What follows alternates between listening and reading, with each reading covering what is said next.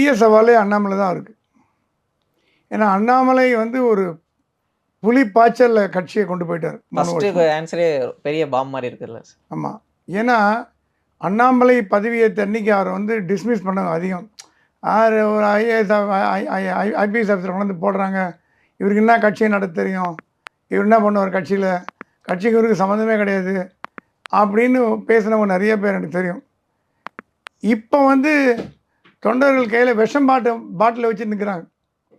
இந்த 3 வருட ஆண்டு கால சாதனை என்னென்னா, முதல்ல அவர் டிஸ்மிஸ் பண்ணவங்க, அவர் என்ன பண்ணி கிழிக்க போகிறார், என்னத்த பெரிய கட்சி வளர்க்க போகிறார், அவரு கட்சிக்கு என்ன சம்மந்தம்னு கேட்டவங்க, உதாசீனப்படுத்தினவங்க இப்போ 50 பேராக கையில் விஷ பாட்டில் வச்சு நான் விஷம் குடிப்பேன்னு மிரட்டுறாங்க.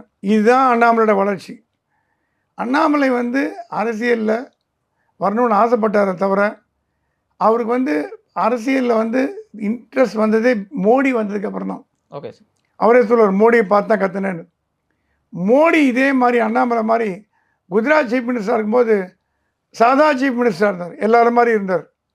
பிரதமர் ஆனதுக்கு அப்புறம் தான் விஸ்வரூபம் எடுத்தார். எங்கேயோ கொண்டு போயிட்டார். அவர் உலக தலைவரில் ஒருத்தராகிட்டார். நீங்கள் குஜராத் சீஃப் மினிஸ்டர் இருக்கும்போது இந்த மாதிரி இருந்தீங்கன்னா இல்லை, கிடையாது. அதே மாதிரி அண்ணாமலையும் ஐபிஎஸ் ஆஃபீஸராக இருக்கும்போது இது ஒரு அதிகாரியாக இருந்தார். கட்சியில் ஜாயின் பண்ணும்போது துணைத் தலைவராக பண்ணார். தலைவராக வரதுக்கு முன்னாடியும் அவரை பார்த்து ஏளனம் பண்ணாங்க, என்ன பண்ண போகிறாருன்னு. இந்த 3 ஆண்டு காலம் கட்சியை கடுமையாக உடைச்சி ஒரு நல்ல இடத்துல கொண்டாந்து நிற்க வச்சுட்டு கட்சியை அவர் லெகசிக்கு பெருமை சேர்க்கும் வழியாக பண்ணிட்டு போயிட்டார். சரி, இப்போ நயனார் நாகேந்திரன் தலைவராக வந்துட்டார். நல்ல மனிதர், திறமையானவர், அதில் ஒன்றும் சந்தேகம் கிடையாது. ஆனால் அவர் முன்னாடி இருக்கும் சவால்னா அண்ணாமலை தான் அவருக்கு பெரிய சவால். அண்ணாமலை இருந்தால் அப்படி பண்ணியிருப்பாரா, அண்ணாமலை இப்படி பண்ணார், ஒன்றோடுக்க சொல்லுவாங்க கம்பேரிசன். கட்சிக்காரங்களே வெளியாளனை விடுங்க, வெளியாளனை பற்றி நம்ம கவலைப்பட வேண்டியதில்லை. கட்சிக்காரனே அண்ணாமலை இருந்தால் இப்படி ஹேண்டில் பண்ணியிருப்பாருங்க, அண்ணாமலை இருந்தால் இப்படி செஞ்சுருப்பாருங்க, அதுவே ஒரு பெரிய ட்ராபேக்காக இருக்குமோன்னு எனக்கு தோன்றுது. ஏன்னா அண்ணாமலை மாதிரி நயினார் கிடையாது, நயினார் மாதிரி அண்ணாமலை கிடையாது. 2 பேரும் வேறு வேறு மனித இயல்பு. Nainar soft, Annamalai aggressive. நயினார் யாரையும் வந்து மனசு புண்படும் மாதிரி பேச மாட்டார். அண்ணாமலை பேசினான்னா சும்மா நெருப்பு தான் வரும். அண்ணாமலை திமுக கடுமையாக எதிர்ப்பார், நயினார் அந்த அளவுக்கு எதிர்ப்பாரான்னு தெரியல. இதெல்லாம் உட்கட்சி விவகாரங்கள் தான். ஆனால் பொதுவெளியில் பார்க்கும் பொழுது நயினார் சாஃப்ட் மேன் அப்படின்னு தான் எல்லோரும் சொல்கிறாங்க. ரொம்ப அமைதியானவர், பண்ணையார்னு பேர் அவர் கட்சியில். அவர் கொஞ்சம் ரிச் ஃபேமிலி, பண்ணையார் ஃபேமிலி. அதனால் யாரையும் பகைச்சிக்க மாட்டார். அண்ணாமலை அப்படி இல்லை, திமுக பகைச்சிப்பார், அதிமுக பகைச்சிப்பார், எல்லாரையும் பகைச்சிப்பார் அவர் குணம். ஸோ இப்போது வரும் போகும் நாட்களில் அண்ணாமலையோட பங்கு தமிழ்நாட்டில் எவ்வளோ இருக்க போகிறதுங்கிறது அவர் பிரதமரை பார்க்க போகிறார் அடுத்த வாரம். அதுக்கப்புறம் தான் தெரியும் தமிழ்நாட்டில் என்ன பங்கு இருக்குது, என்ன பண்ண போகிறாருன்னு. நயினார் நாகேந்திரனுக்கு பொறுப்பு கொடுத்தாச்சு, கூட்டணி அவர் தான் பண்ண போகிறாருன்னு. ஆனால் கூட்டணி அவர் மட்டும் தனியாக பண்ண போகிறதில்ல, ஒரு அன்றைக்கி சொன்ன மாதிரி குழு வச்சு பண்ண போகிறோம்.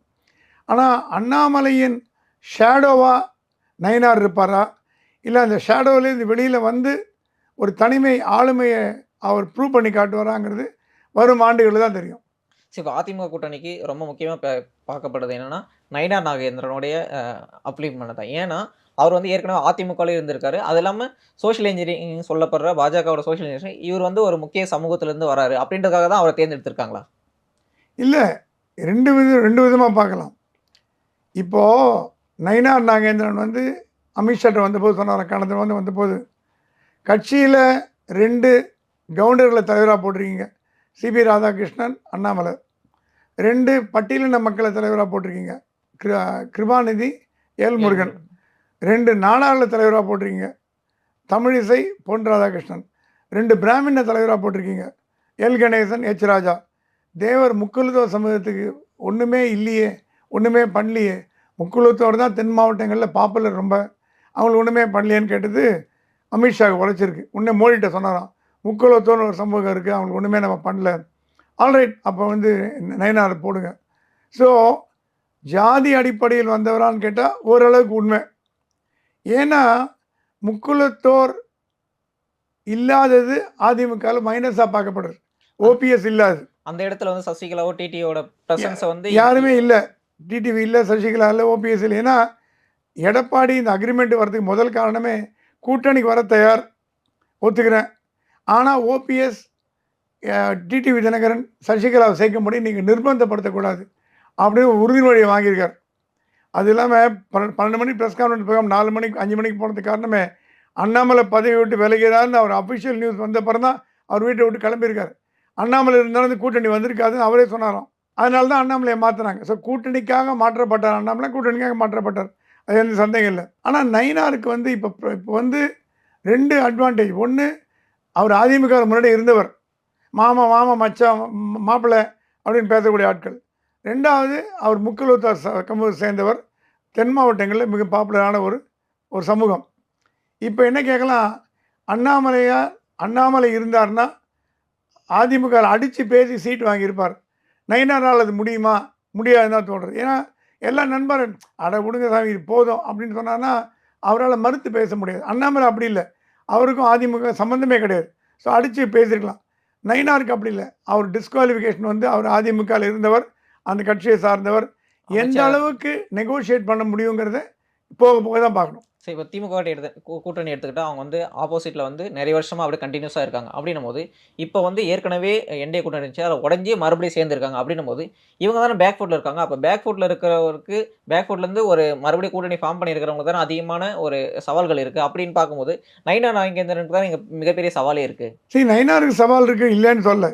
ஏன்னா கட்சியை வழி நடத்தணும், தேர்தல் வருது, அவருக்கு தேர்தல் அனுபவம்லாம் இருக்குது. ஏன்னா ஏடிஎம்கே எம்எல்ஏ வந்தார், அப்புறம் எம்பி பதவிக்கு போட்டி போட்டார், இப்போ எம்எல்ஏ இருக்குது. அதெல்லாம் ஒன்றும் குறை சொல்ல முடியாது. ஆனால் தேர்தல் வியூகம்ங்கிறது வகுக்கிறதுங்கிற அது தனி கலை. அதுவும் அதிமுகவோட சேர்ந்து வியூகம் வகுக்கிறது தனி கலை. நீங்கள் எதிர்கொள்ள போகிறது யாருன்னா மிகப்பெரிய எனிமி. சாதா எனிமி எதிர்கொள்ளல. நீங்கள் திமுக என்கிற மிகப்பெரிய மாபெரும் சக்தியை எதிர்கொள்கிறீங்க. அது கூட்டணி பலம் இன்னும் அதிகமாக இருக்குது. அது 26க்குள்ளே என்னென்ன தப்பு பண்ணும், என்ன நல்லது பண்ணணும்னு வச்சு தான் மக்கள் டூ ஏர்லி இப்போயே சொல்ல முடியாது திமுக ஜெயிக்கும் தோக்கணும். ஏன்னா 1 இயரில் இன்னும் நிறைய தப்பு பண்ணி தானே வாஷ் அவுட் கூட ஆகிடும். இப்போ பொன்முடி மாதிரி இன்னும் 4 பொன்முடி வந்தாங்க வச்சுங்க, கட்சி 40 சீட் 30 சீட்டு கூட வராமல் போகிறதுக்கு வாய்ப்பு உண்டு.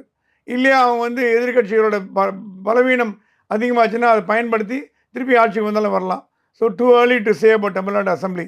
ஆனால் சவால்கள்னு பார்த்தீங்கன்னா அதிமுகவுக்கு என்ன சவால்னா இந்த ஒரு இனர்ஷியாவில் இருக்காது. தூக்கத்துலேருந்து இன்னும் இப்போ தான் எழுந்திருக்கு. நேற்று தான் வந்து அசம்பிளியில் இன்றைக்கி தான் நம்பிக்கையில்லா தீர்மானம் கொண்டு வந்திருக்காங்க.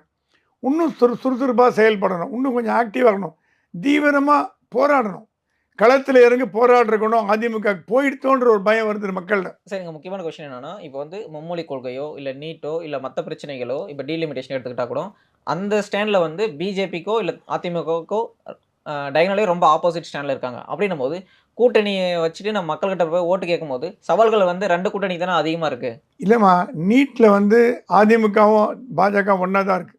ஏன்னா நீட் வந்து வேணும்னு சொல்ல, நீட் வர முடியாதுன்னு அதிமுக எல்லாருக்குமே தெரியும். டீலிமிட்டேஷனை அண்ணாமலை சொன்னது மாதிரி அப்புறம் ஒத்துக்கினாங்க. அவங்க முதல்ல யோசிச்சா பண்ணாங்க. எங்கள் வக்ஃப் போர்ட்லேயே ஒத்துக்கினாங்க. அவங்க எதிர்த்து வாக்கு அடித்தாங்க, அது வேறு விஷயம். கூட்டணிக்கு முன்பு கூட்டணிக்கு பின்புன்னு ஒரு கணக்கு உண்டு. கூட்டணிக்கு முன்பு பண்ணதெல்லாம் கூட்டணிக்கு பின்பு பண்ணுவாங்களான்னு பண்ண மாட்டாங்க. இப்போ கூட்டணிக்கு பின்பு பாஜக யாராவது அதிமுக திட்டுவாங்களா? திட்ட மாட்டாங்க. அதே மாதிரி கூட்டணிக்கு பின்பு அதிமுகலேருந்து பாஜக கொள்கையை எதிர்ப்பாங்களா? எதிர்க்க மாட்டாங்க.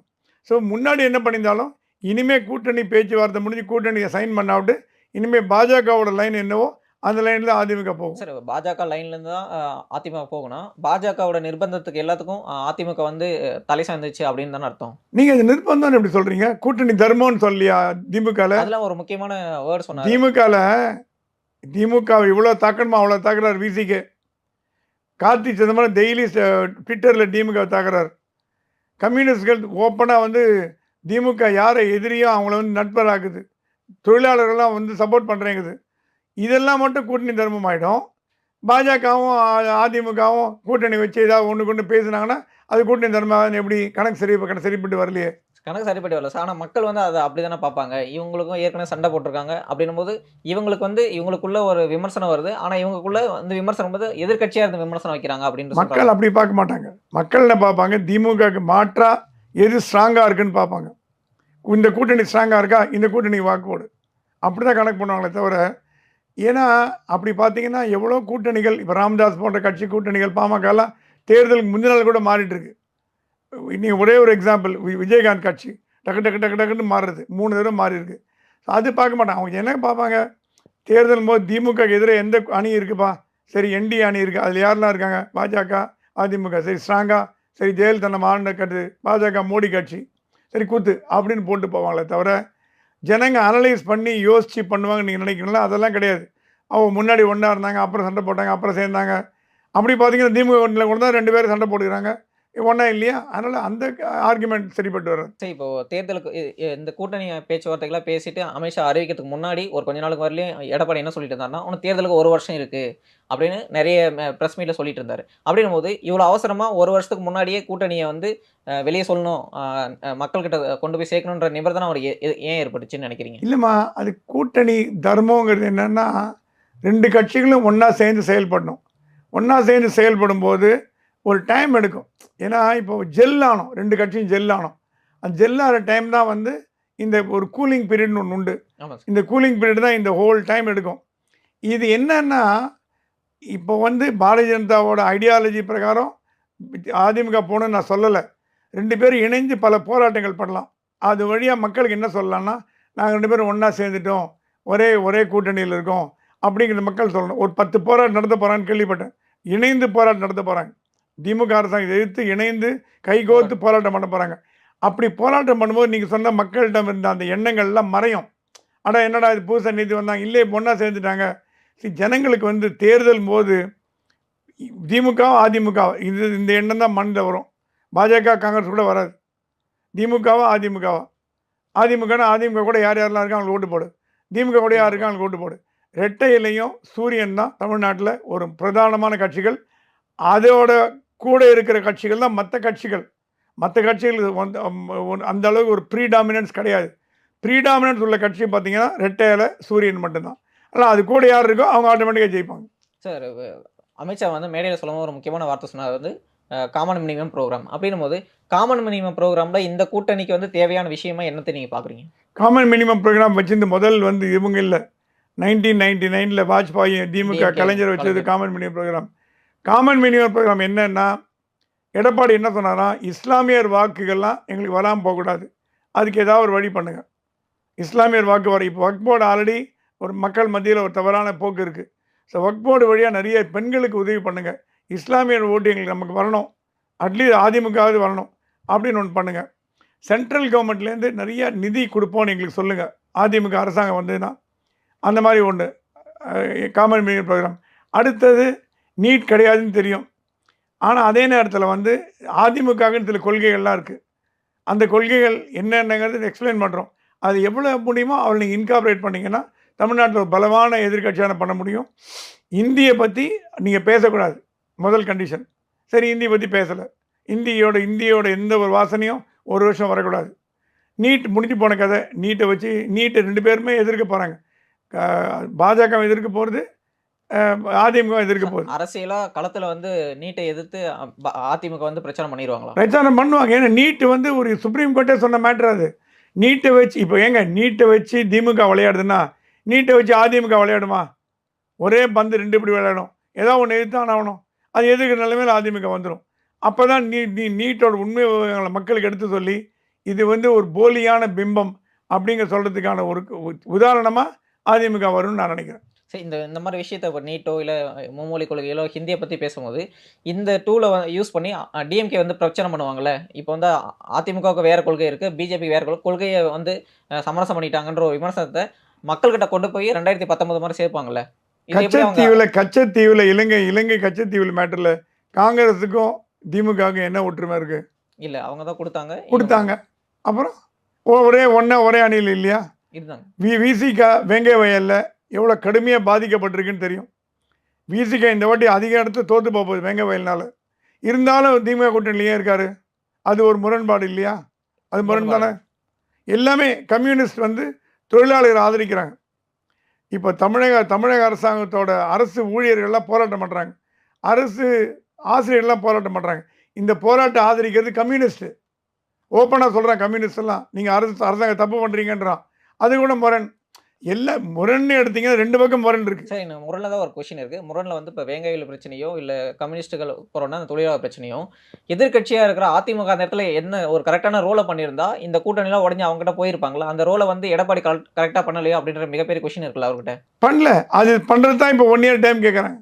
நீங்கள் கேட்ட கேள்வி பதில் இப்போ வருது. இப்போ வெங்க வயலை கையில் எடுப்பாங்க, இது தொழிலாளர் டாஸ்மாக் கையில் எடுப்பாங்க. டாஸ்மாக் ஆல்ரெடி அவங்க வந்து மந்திரி ராஜினாமா பண்ணணும் இன்னைக்கு அசம்பிளியில்.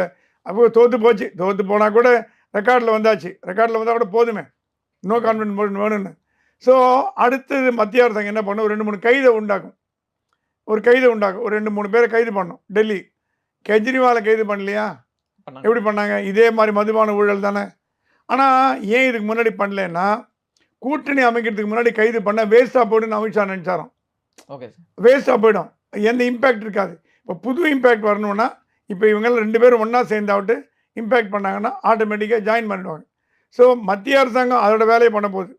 அது வேலை என்னென்னா, இந்த மாதிரி கைது பண்ணுறது, ஆக்ஷன் எடுக்கிறது, ரெய்டு பண்ணுறது, அதுக்கு இதெல்லாம் பண்ணோம். அது வந்து அதிமுக சப்போர்ட்டிவாக இருக்கும். சப்போர்ட்டிவாக இருந்ததுன்னா ஆட்டோமேட்டிக்காக 2 கைகள் இணைஞ்ச ஒன்றும் இல்லைங்க. ஆன்டி இன்கம்பன்சி வேவ் தமிழ்நாட்டில் தலைவிரிச்சு ஆடுது. திமுக எதிராக மக்களோட கோபம் எல்லா வகையிலையும் கோபம். அது இப்போ வர நம்ம மந்திரி வேறு இந்த மாதிரி பெண்களை கண்டபடி பேசிட்டாரு, இந்து மாதிரி திட்டினாரு, கோவம் அதிகமாக இருக்குது. என்னதான் சொன்னாலும் தமிழ்நாட்டில் 80% மக்கள் இந்து மக்கள். திமுகவிலே 90% இந்துக்கள் தான் இருக்காங்க. இந்துக்களை பற்றி இவ்வளோ கேவலமாக பேசிட்டு எப்படி திமுக வந்து எப்படி இந்துக்கள் ஓட்டு கேட்கும்? அது கேட்கறது அது டவுட். இதெல்லாம் கேபிட்டலைஸ் பண்ணுறதுக்கு தான் அதிமுகவை வந்து பயன்படுத்தி வச்சுக்குது பாஜக சொல்லும், இப்படி பேசுங்க, இந்த ஆங்கிளில் போங்க. ஏன்னா அதிமுக அனுபவம் இருக்குது, தேர்தல் அனுபவம் இல்லைன்னு சொல்ல. ஆனால் பாரதிய ஜனதா கட்சியோட அந்த கேப்டிவ் அந்த ஆடியன்ஸ் இருக்குது பாருங்கள், அவங்களோட மூளை பயங்கரமான மூளை. அந்த மூளையை வச்சு தான் பயன்படுத்தி ஒரு மாதிரி அலையன்ஸை கிளிக் பண்ணி வச்சுட்டாங்க. இனிமே ஆட்டம் தொடருமான்னு இனிமேல் தான் ஆட்டம் ஆரம்பிக்க போகுது. சரி, இப்போ மேக்கு அப்புறம் தான் ஆட்டம் ஆரம்பிக்க போகுது. சரி, இப்போ ஐடி ரைடு எடுத்துக்கிட்டாலோ இல்லை வேற இன்கம் டேக்ஸ் ரைடு எடுத்துக்கிட்டாலோ இப்போ வந்து ஒரு பாசிட்டிவ் சைடாக வந்து இது மக்கள்கிட்ட ஆன்டி இன்கம்பன்சி இன்க்ரீஸ் பண்ணுறதுக்கும் பயன்படும். ஆனால் ஆப்போசிட்டில் இருக்கிற டிஎம்கே இதை வந்து ஒரு சிம்பத்தி வேவாக பயன்படுத்த கூட வாய்ப்பு இருக்குல்ல. சிம்பத்தி வேவாக இருந்தால் கெஜ்ரிவால் ஜெயிச்சிருப்பாரு. எப்படி ஏன் ஜெயிக்கல? இதே ஆக்டிவிட்டி எங்கே நடந்தது? கெஜ்ரிவால் மண்ணை கவனாரு.